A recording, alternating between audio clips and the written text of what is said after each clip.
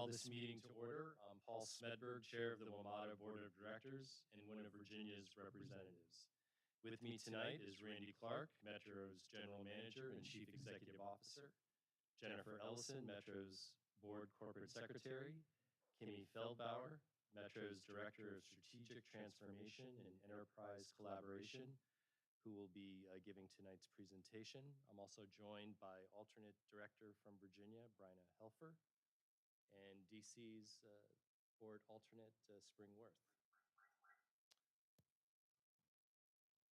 This hearing is convened by the Metro Board of Directors to gather public comments on Metro's proposed strategic transformation plan, Your Metro, the Way Forward, which will guide the authority's strategy and decision-making over the next 5 years. This is our agenda tonight. We will begin with some background information, then move to an overview of the proposed plan, followed by an overview of the protocol for you to provide your comments. We will then listen to comments from the public and finally describe the next steps in the process. The draft strategic plan is available online at these links in the presentation.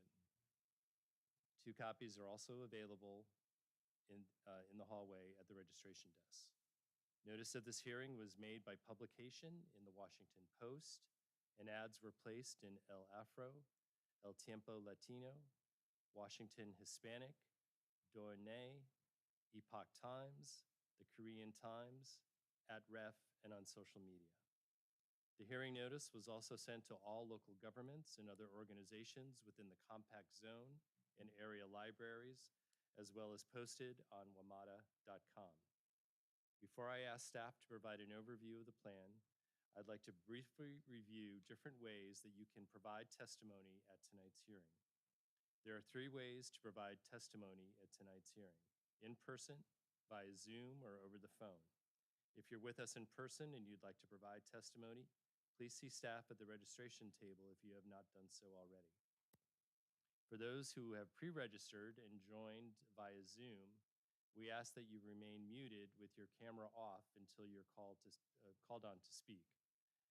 And those who are participating via phone, if you'd like to provide testimony, please press *3. Again, please press *3, and this will put you in the speaker's queue. Elected officials will be provided 5 minutes, and others will be allowed 3 minutes each. Extra time will be given for translation if needed. If you have copies of your testimony to distribute, please hand them to staff at the registration table.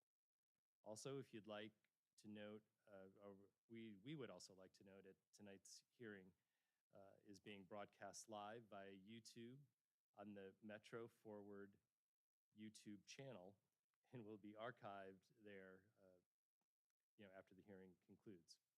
Now that we have all the preliminaries out of the way, I'll turn the floor over to Metro's General Manager and Chief Executive Officer, Randy Clark, for a few remarks. Mr. Clark. Thank you, Chair. Appreciate you being here this evening and holding this hearing. Hello, everyone in the room. Thank you for being here, and hello, everyone online for your time to participate in an important activity for Metro moving forward. Today is really about working towards the end part of a process which we've been working on, basically started in late July into August.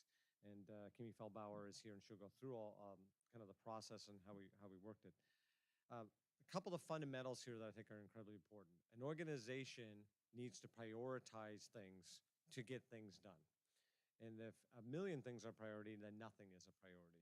And so part of this exercise has actually been a way to very transparently, and I really highlight the word transparently, work with the customers, work with our community and key stakeholders to figure out what the priorities of this regional asset are. So I've said this very publicly, and I believe this deep in my soul, which is this is a community's transit system. We, right now, as the general manager and staff, and obviously the board with their role, have the privilege of operating or overseeing the system. But it's the community system.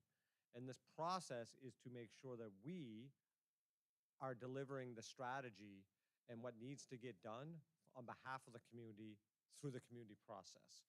and I feel really good about this.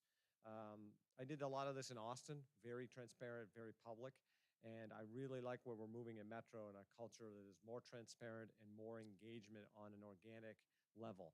So thank you for being here, both in public and virtually, to help be part of that process. Um, this plan, as I mentioned, will lay out things and then transparently show measurements. And what we want to do is then use board meetings and other venues and online dashboards to show where we are and be very honest about where we're doing well, when we're not doing well. And when we're not doing well, how do we then build a a culture of continuous improvement, right? We're not going to be perfect. I've said that very openly. We're humans. We will make mistakes. We want to acknowledge mistakes. Hopefully people feel that when there's a problem now, we are saying that earlier. We're talking about what it is.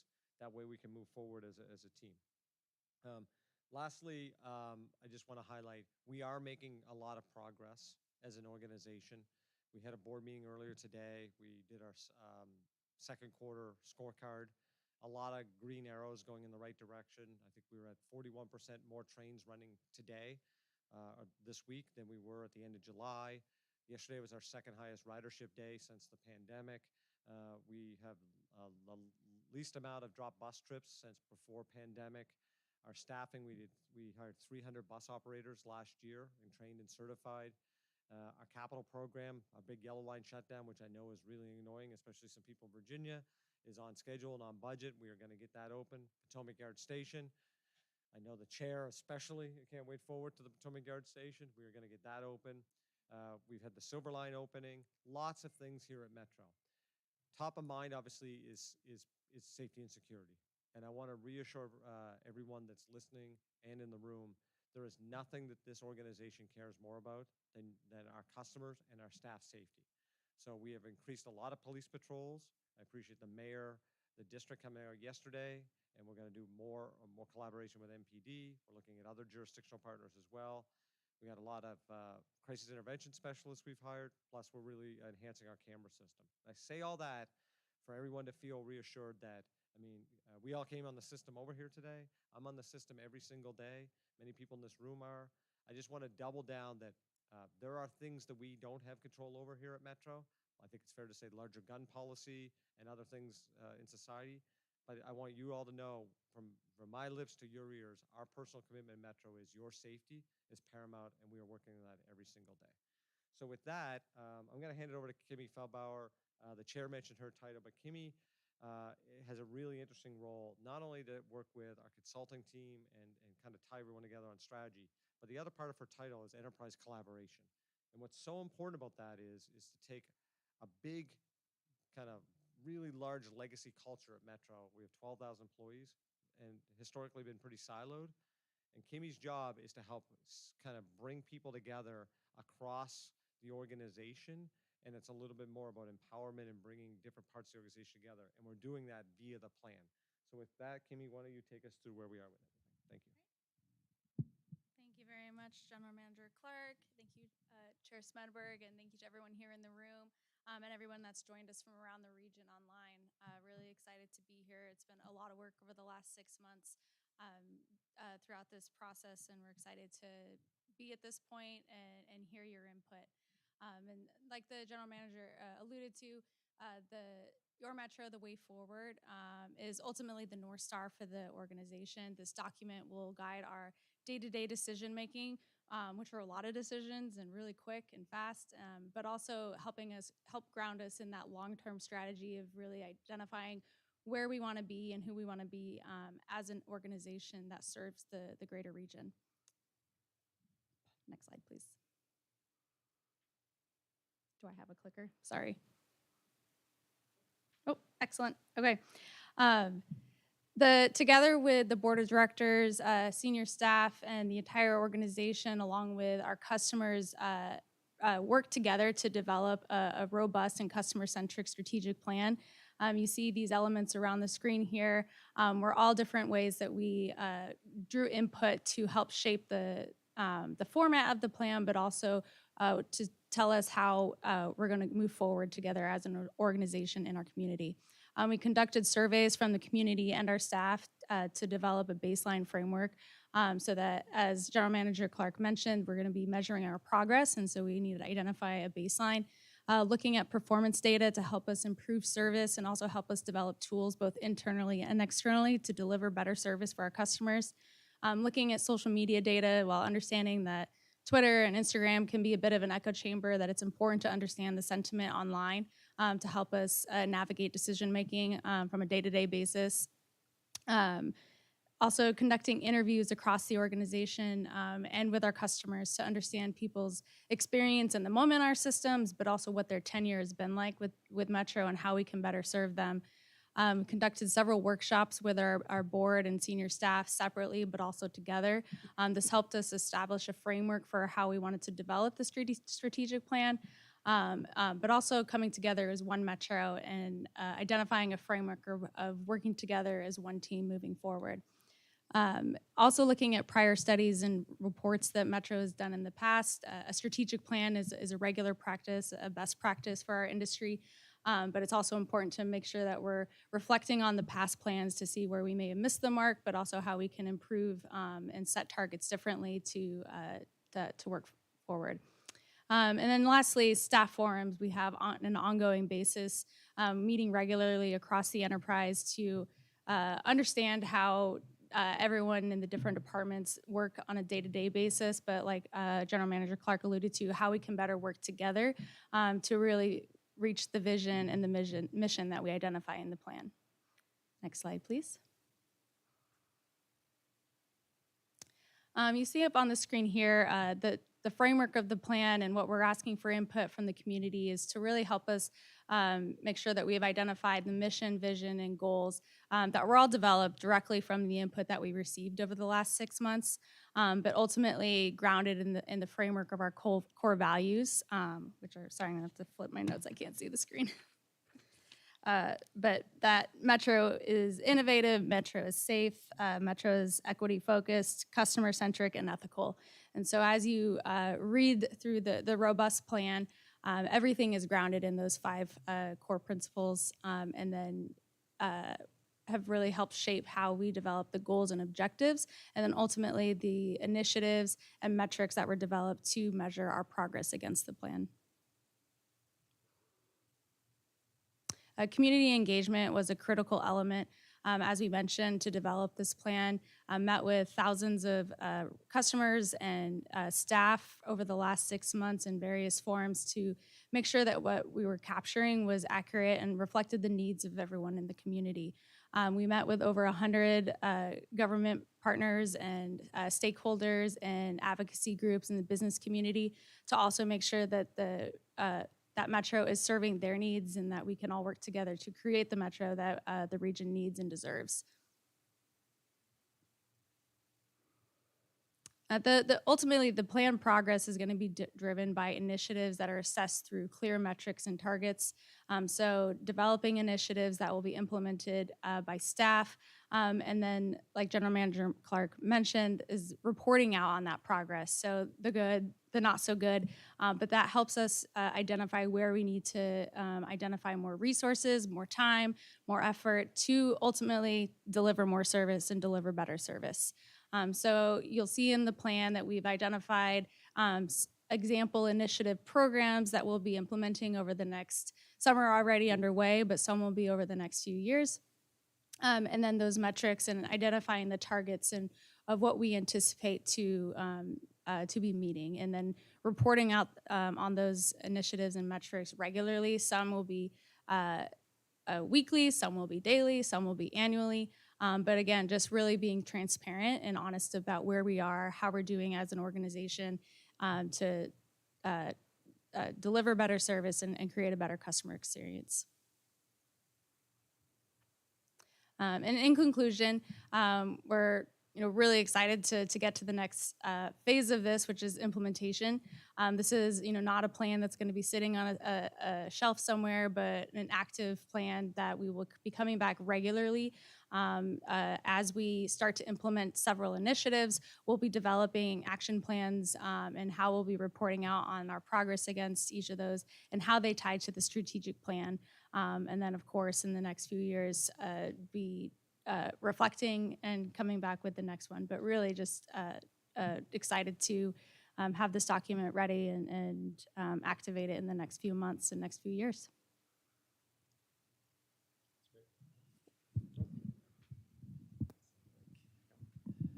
That's great. Thank you, Ms. Feldbauer. I'll briefly recap the procedures that will follow this evening again as we accept comments. But before I do that, I'd like to thank Kate Mattice, the Executive Director of the NBTC, and her staff for having us here this evening and helping coordinate with the Metro staff getting this all together. So thank you, Kate, and the staff that's here with Kate tonight. So let's on to the procedures. Again, as a reminder, we'll be alternating between three ways that we're accepting comments tonight: in person, via Zoom, and over the phone. For those of you here in person, you can start making your way towards the podium once your name is called. However, if you need a microphone, please raise your hand so we can see you, I can see you, and we'll bring one to you. For those of you who are pre-registered or joined via Zoom, we'll ask you to remain muted with your camera off until you're called upon to speak. Once you're given your testimony, you can log off Zoom or watch the hearing on YouTube. And for those of you participating via phone, in the speaker's queue, when it's your turn to speak, we'll announce your phone number, and we'll receive, and you'll receive an automatic message indicating it's your turn to speak. And again, you can push *3 to get in the speaker's queue on phone. Elected officials will be given 5 minutes. Everyone else will be allowed 3 minutes. Extra time will be given for translation if needed. We have a timer that will count down how much time you have left to speak. We will give you a warning beep with 20 seconds left.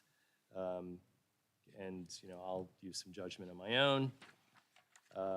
The timer is important because we have a lot of folks that do want to speak tonight, so we ask that you kindly respect the time limits. And with that, are we providing testimony? Okay, we're going to review that now.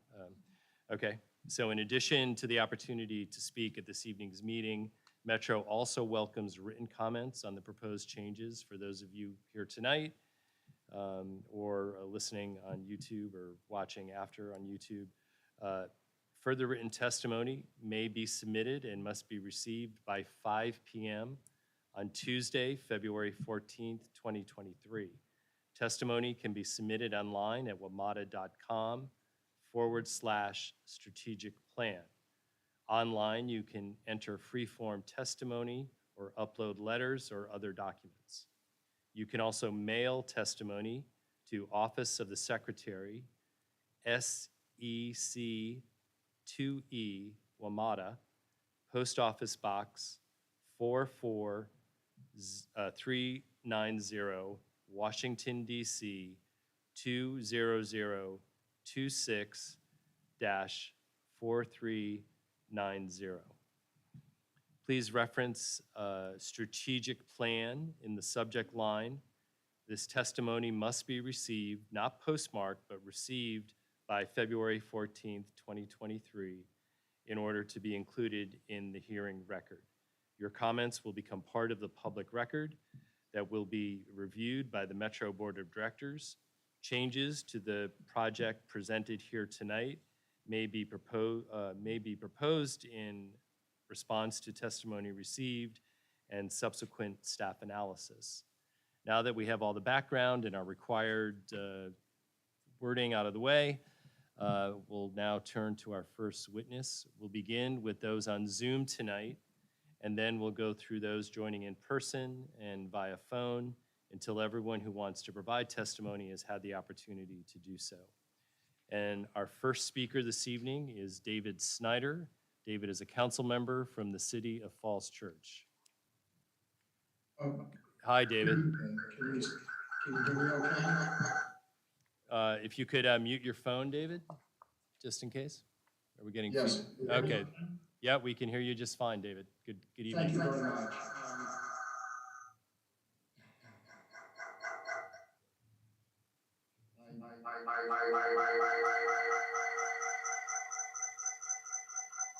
David, if you could hold on just one moment. Sure.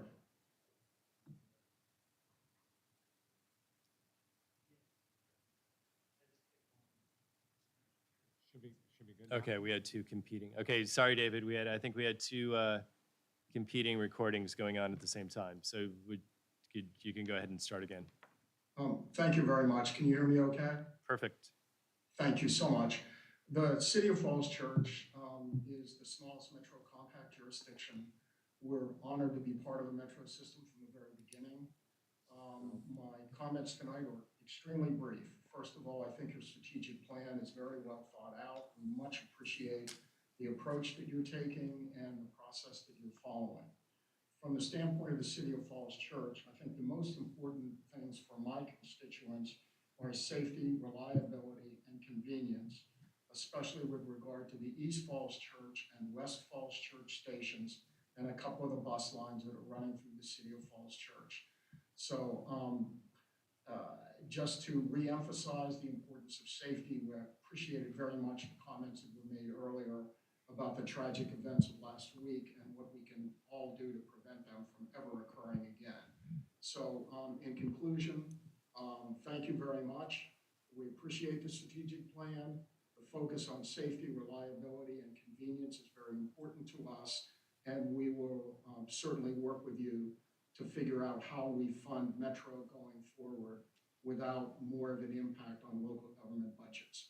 Again, thank you for the great work, and we hope things go really, really well in the future for Metro. Great. Thank you, David. Nice seeing you tonight. Next will be David Turnham. Mr. Turnham.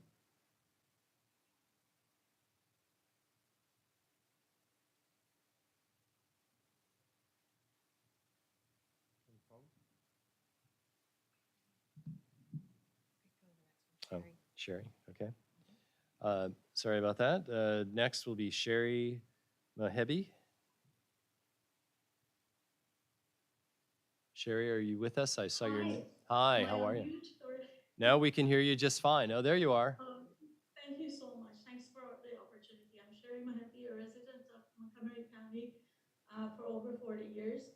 And I appreciate Metro for connecting me to school when I was in my 20s and later my transportation service to work commutes with, and then being able to do homework and catch up on my news while dashing across town.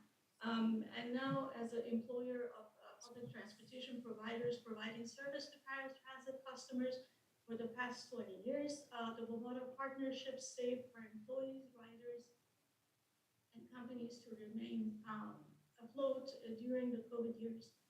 We currently offer public transportation services with on-demand and shared ride services in the Washington Metro region with employees and contractor drivers that use connected vehicle technology and data that planners can need to have for superior strategic planning and service planning. One of the outcomes of being the service provider for the WMATA was understanding the pain points and to patent software technology for managing demand response service with communication and connected vehicle technologies. So what we developed that currently the world, developing world is enjoying giving way to following the missions such as reducing vehicles in service in Montgomery County from 700 vehicles to 170 by finding the closest rider to the right provider.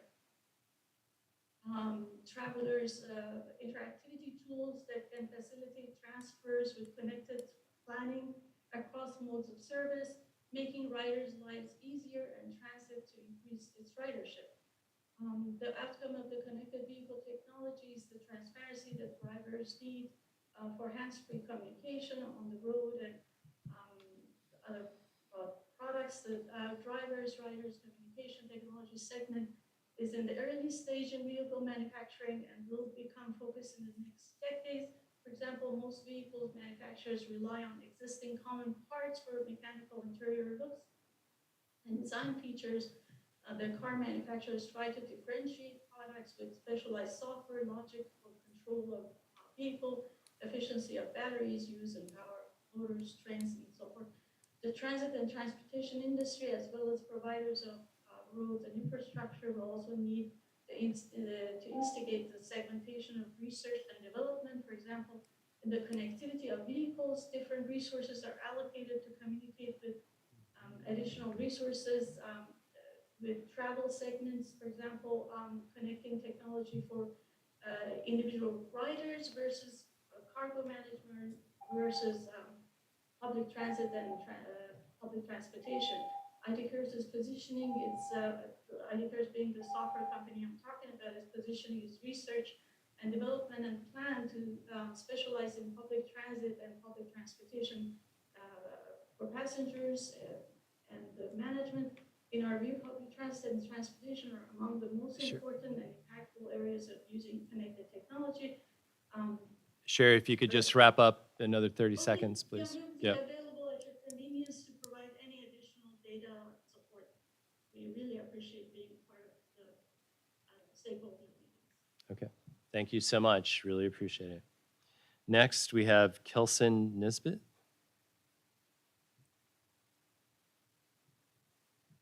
Hello, Comcheck, can you hear me? We can. Good evening. All right.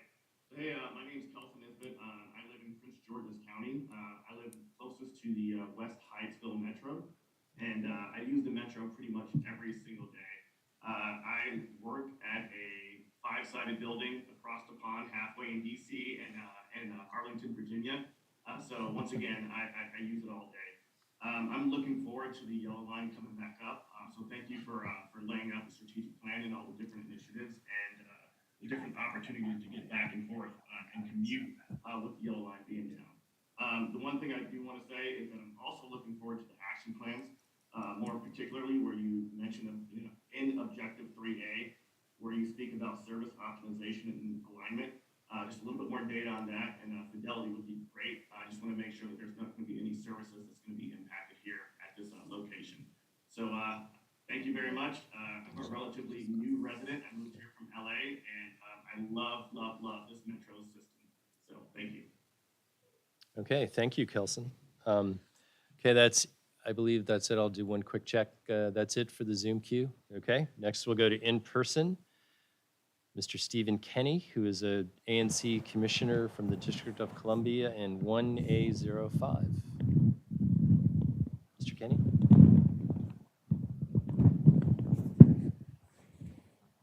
Okay. Next, Matthew Bradfield, also an ANC commissioner, commissioner from SMD 4C07. Good evening. Good evening. Just want to say thank you very much for the work y'all are doing. Compared to the dark ages that was the pandemic, the system is getting better, and I appreciate all the work y'all are doing. Let me just start by saying that the overall plan you have presented, with your goals, is a great plan. It's a good framework for how Metro should be going forward, but there are some areas of disagreement I have with regards to the details. Specifically regarding sustainability, Metro's plan for electrification. Electrification of the buses is a great idea. Specifically, the Northern Bus Garage becoming an electric-only facility it's not in my SMD, but it's very, very close, and I know the residents very much appreciate not having to deal with diesel fumes. However, battery electric buses compared to trolley buses, in my opinion, represents a bit of a missed opportunity, specifically regarding the capacity issues, the cost involved, and various other factors that make me believe that Metro is missing an opportunity with regards to electrification. Trolley buses seem like an old technology, but they are still being iterated upon in cities around the world and closer to home in Seattle and San Francisco. They are nowhere near as constrained as they once were. They have significant off-wire capabilities, and I believe that if Metro was to work with the jurisdictions, DC, Northern Virginia, Maryland, to electrify the most prominent routes, 14th Street, 16th Street, it represents an opportunity to electrify at a lower cost, maybe not lower cost in terms of infrastructure, but definitely in terms of operations and bus procurement. And again, I just feel that battery electric buses, they're somewhat of an unproven technology. There's limitations when it comes to cold weather. It feels like not enough thought is being put into it. Another area of the strategic plan that I have comments on are regarding fare evasion. Definitely believe that fare evasion is something that gets overblown a bit, but it is a problem that needs to be addressed. But I feel that the highest priority should be infrastructure rather than, confrontational enforcement. It disappointed me that the new fare gates that were installed over the past year, 2 years, were not in any way different as far as the overall design. They're still as easy to jump over. They're still as easy to push aside. I feel that Metro really should have looked into other cities, other jurisdictions. London is a good example with saloon-style doors, and I definitely appreciate the Fort Totten demonstration program that y'all had for, I guess, a couple days, maybe a week, I don't know. It definitely feels like it definitely feels like an opportunity that people are taking advantage of, where if the opportunity is removed through physical intervention rather than a transit cop saying, hey, you can't do that, I'm going to hassle you over this, it would result in less of a fare evasion problem. Let's see. One other area of the strategic plan I want to comment on is the monetization and or sustainability financially. The Metro is a great example of transit-oriented development, but it's also an example of really bad land use. Here in Northern Virginia, it's great. The Orange Line is a national example. It's a world standard. But if you go out to the outlying stations like Greenbelt or West Falls Church, it's a parking lot or a garage, and that's it. I feel that Metro is missing an opportunity here for development similar to Hong Kong's MRT, where Metro owns some of this land and they can develop it into housing, especially affordable housing, mixed-use developments as far as retail and grocery stores, that kind of thing, where Metro is generating a revenue stream that's not just fares and the contributions of the constituent partners. It is happening, but in my opinion, it should be happening faster. And I believe that about covers it. Again, really appreciate y'all's work that you do, and especially Mr. Clark. As a former Austinite, I definitely appreciate the work you did on Project Connect. I really hope that gets expedited, but I will leave it there. Thank you very much for y'all's time. Right. Thank you, Matthew. Appreciate it. Next, Dinah Passman. Ms. Passman? Dinah? Okay, we'll come back to some of these in case people come in. Howard Marks. Mr. Marks. Amkar Jasi.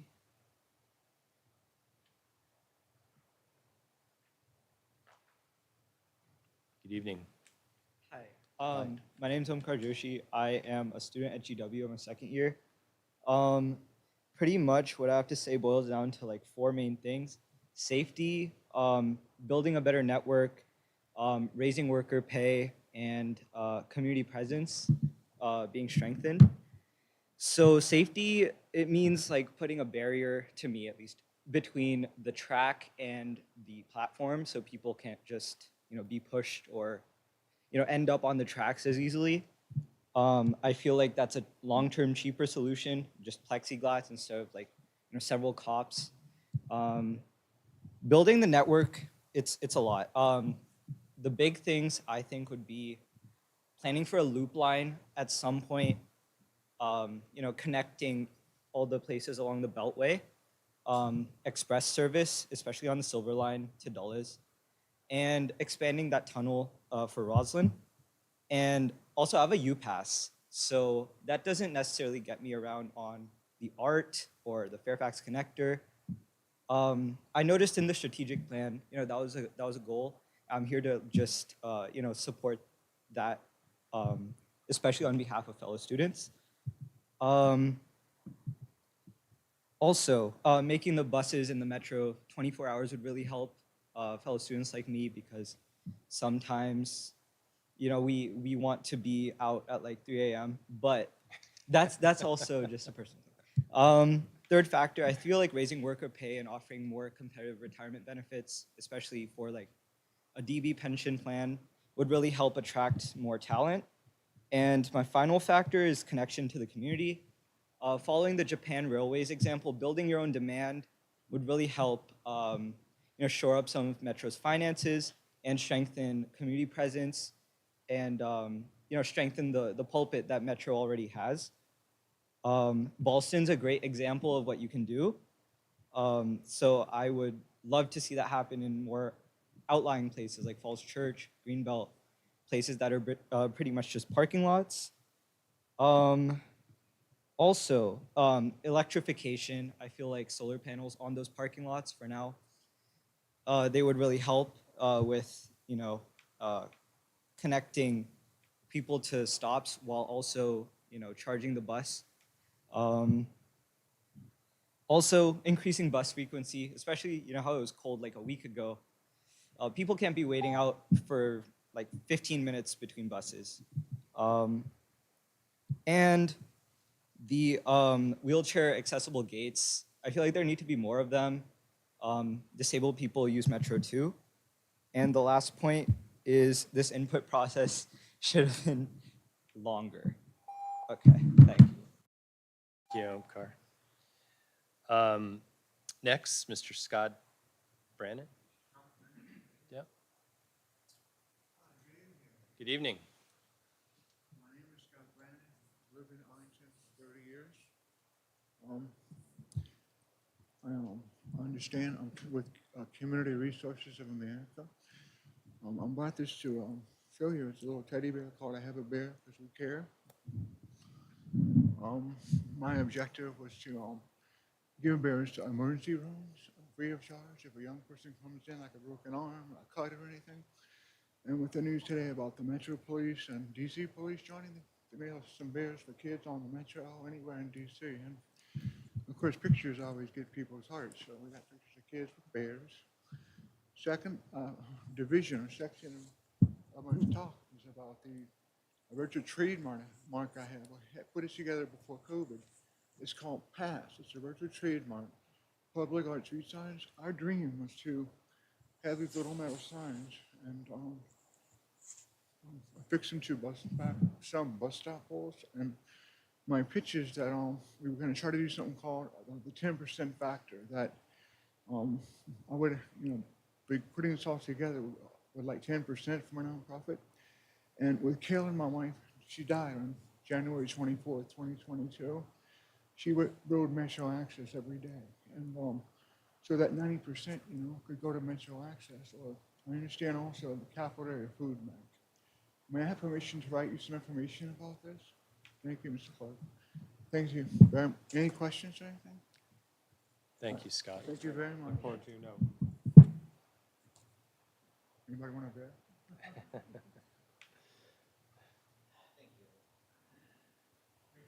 Thank you. Thank you, Scott. Next, we have Mr. Mike Golash. Michael?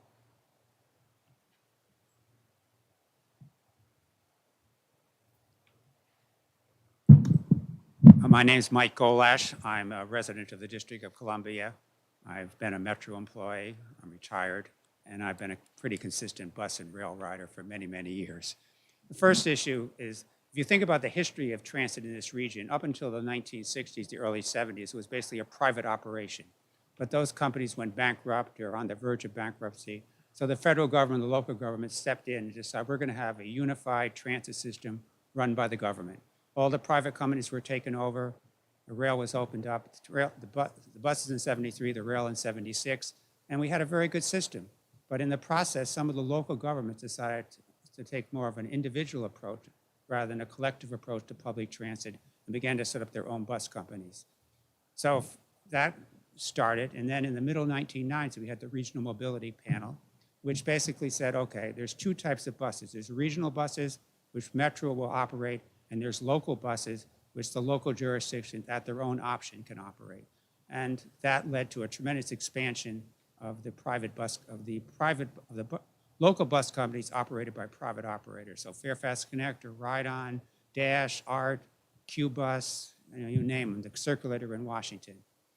So now we're at another period where we have all these different bus companies going in many different directions. It's hard to figure out the schedules one from the other. And it's really a disaster in terms of good service for the riding public. We need to abandon that approach, restore the idea of one unified transit system run by the authority with good paying workers, good jobs, good benefits. That'll solve a lot of our retention problems. And it'll also be, I think, the long run, a much more effective process. The second issue is the question of funding. We talk about fare evasion, but let's be realistic. Who are the real fare evaders? It's the developers and businesses whose businesses and development have generated literally billions of dollars for them by the services that we provide. They do not pay their fair share.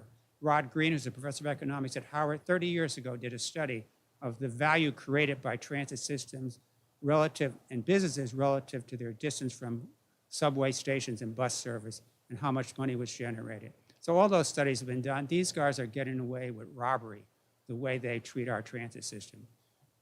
We talk about subsidies from the local government. It's not a subsidy, it's a payment for services that we provide. And we should change the language so people understand that. These governments have to pay for what they want, and they refuse to do that. The question about retention and problems of the shortage of drivers and mechanics, basically, if you treat them better. I mean, basically, in 2010, there was a big push by the authority to eliminate retiree health insurance from the workforce. That has basically made this a much less desirable job than it was 20 or 30 years ago. When I came to Metro in the 70s and 80s, it was very rare, I'll be done in 30 seconds, very rare that anyone left or quit for a better job. But we see that happening all the time now. So we've got to change the way we treat our workforce and the benefits and wages we provide them if we're going to have a solid, stable workforce. Thank you. Thank you, Michael. Next, Yuri Borovsky.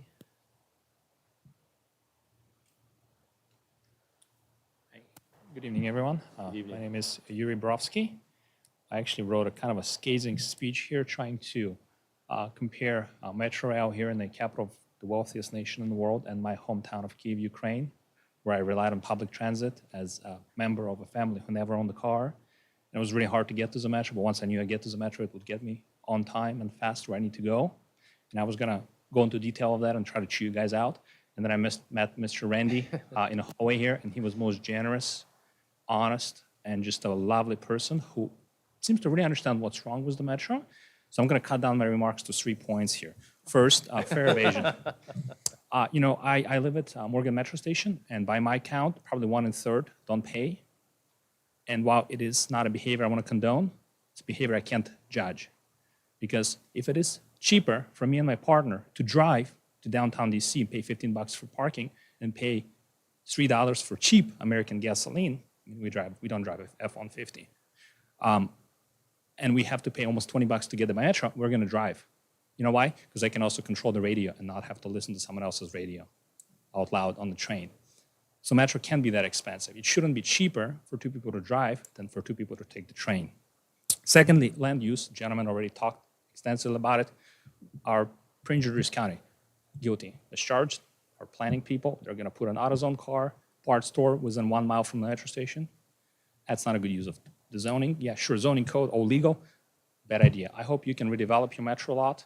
Half of my walk to the Metro is just your parking lot alone. And finally, work culture.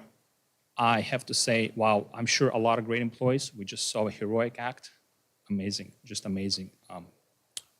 A lot of employees, I don't know if they have a sense of pride. And again, that's part of my earlier remarks. I'm going to try to kind of steer that a little bit, because when Ukraine had no salaries, no food, everyone went hungry in the 90s, the kind of economic collapse that this country had, very few people alive in this country who have seen that. My friends compare me to like their grandparents from Great Depression. That's how I grew up.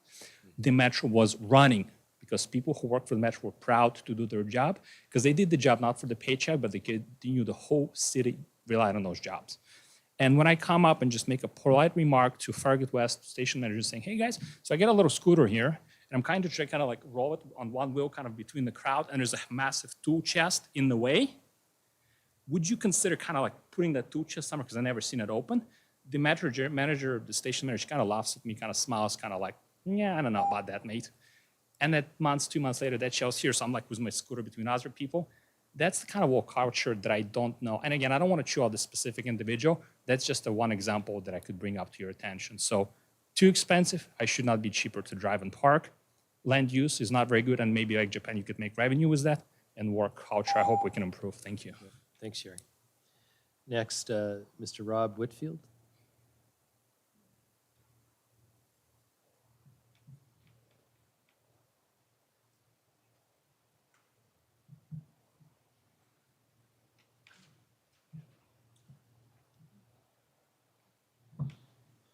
Good evening. I'm Rob Whitfield. I'm a board member of the Fairfax County Taxpayers Alliance, and I've lived in Fairfax County since 1977, came here from New York City, and for a couple of years rode the Lexington Avenue subway.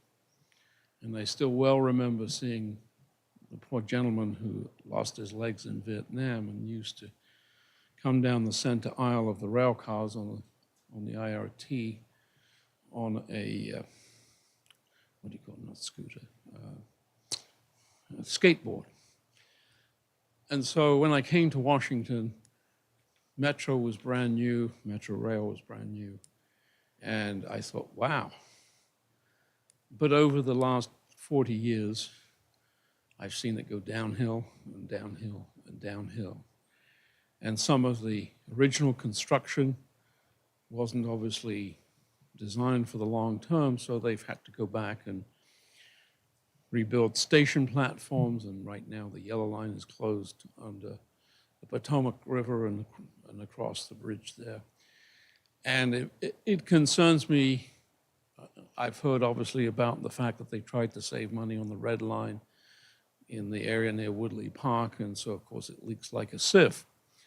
I was a civil engineer. I actually worked one summer on the Victoria line in London, and so I've been in the tunnels. I know what it's like. I got involved with transportation primarily because of the Dulles Rail project, for which I opposed the use of tolls.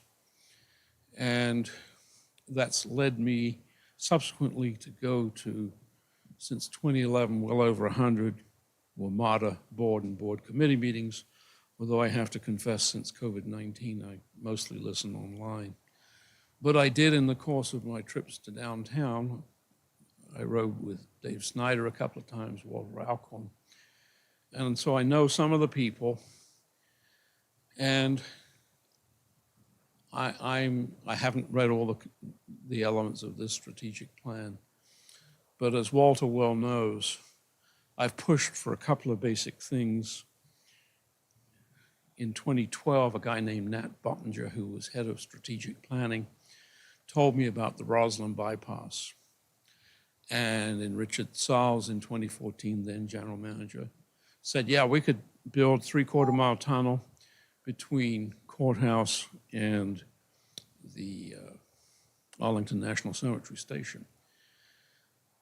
When Amazon HQ2 was announced in 2018, I testified the following week to the WMATA board about the need to complete the Roslyn bypass link. I have never heard anything back from WMATA on this matter. Instead, what we had was Potomac River tunnel options, some of which would cost upwards of $50 billion. Sarles told me that they could do the Roslyn bypass for $2 billion. And then, of course, when demand warrants, you can go another link from south of the cemetery under the parking lot of the Pentagon and connect to the yellow line on the 14th Street Bridge. That could be done for probably less than $1 billion. So what I want to see is some attention to cost feasibility in your strategic planning process. The finances, you haven't raised the fares more than 1% a year, if that, in the last 10 years. Cheyenne Khayyam spoke at the Council of Governments TPB in 2018. Expenses had risen 8% a year. I don't know, it was a 5-year period. But the point is, if you're not raising revenues from your fares at the same rate that you're raising your expenses, clearly we're not going to get a resolution of the long-term needs of WMATA. I would be glad to help you all. I will try and put something in writing for next week. And I have some handouts to give people if they want. Thank you, Rob. Is there anyone else in the room that would like to speak? We'll have to capture your name after, but you have a couple minutes, yep. And please state your name and, yep, So my name is Carl Rabin. I just came to listen to things. okay. And I see people are always talking about their pets' things or whatever. But all I can say is I've noticed a lot of things are a lot better with Metro lately in the last year or so. The drivers seem much calmer, bus drivers. Really, I see them going through like crazy people and they're always calm.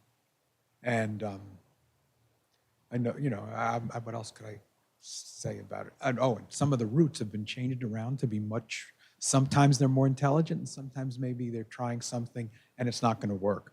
One that I think is a great idea is when the Wisconsin Avenue and Pennsylvania Avenue lines were separated. There's one Wisconsin Avenue line that goes right to the center of town, and there's just two Pennsylvania Avenue Southeast lines that stop right at the State Department. Instead there used to be 6 lines. Some stopped downtown, some went all the way to Southeast Washington. They were never on time. It was really unclear. Even there was a time when there was the 33 and the 31. And they realized nobody took the 31. They all transferred to the 33 right before it ended. So they got smart. Now there's just the 33. I know I'm just talking about real specific things, but it's an idea of how some things are really smart. I see the Metroway line in Arlington and Alexandria. It's really nicely built, but it hardly ever runs. It seems like nobody rides it that much. It's a smart idea. Bus lanes, the way they have them downtown, and this Metroway that runs through Route 1 in Arlington, but I think it was overkill. I don't know that it's used that much.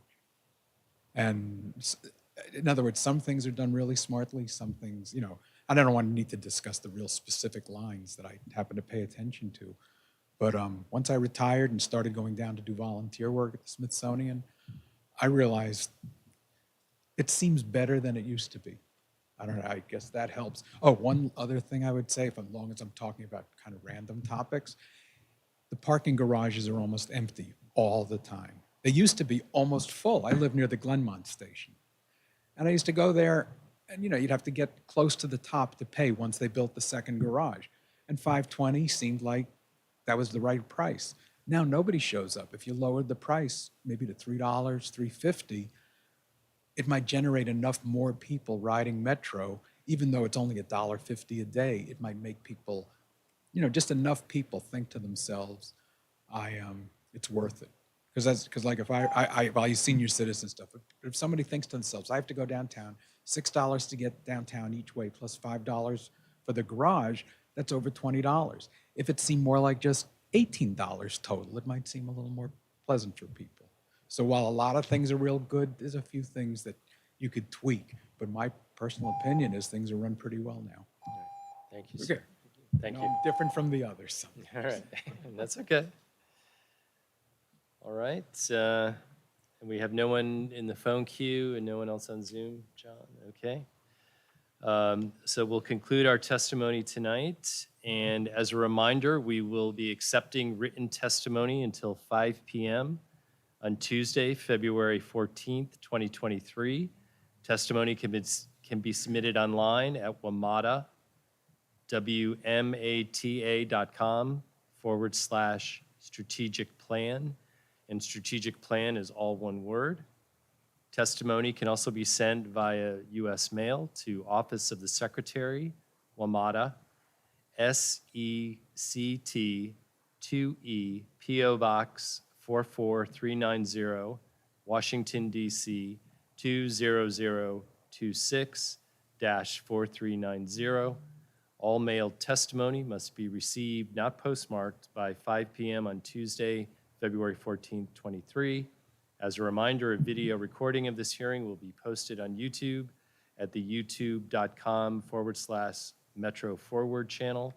If you would also like to view or to help you with written testimony, which again must be received by Metro by 5 p.m. on the 14th. Thank you again for participating in this evening's hearing, and have a good night.